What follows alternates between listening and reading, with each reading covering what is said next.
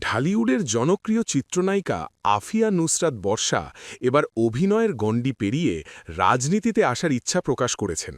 বিষয়টি নিশ্চিত করেছেন তার স্বামী ও চিত্রনায়ক অনন্ত জলিল।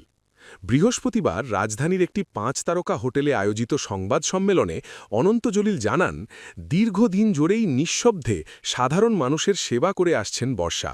আর সেই অভিজ্ঞতা থেকেই এখন তিনি সরাসরি জনগণের জন্য কাজ করতে চান। অনন্ত জলিল বলেন, বর্ষাকে আমরা নেত্রী হিসেবে দেখতে চাই। সে অনেক দিন ধরে মানুষের পাশে আছে। এখন সময় এসেছে বড় পরিসরে কাজ করার। তিনি আরও জানান, বর্ষা ব্যক্তিগত উদ্যোগে মানুষের মধ্যে সাহায্য বিতরণ করে থাকেন।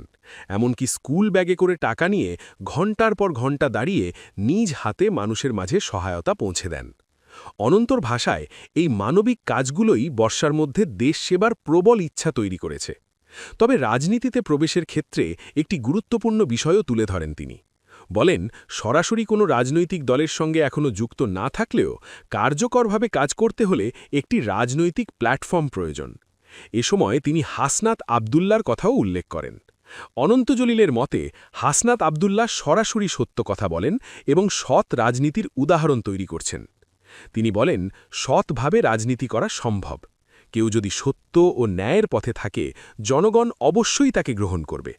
অনন্ত জলিল আরও বলেন, জনগণ কখনো সৎ মানুষকে প্রত্যাখ্যান করে না, বরং সততা থাকলে মানুষের আস্থা অর্জন করা যায় সহজেই।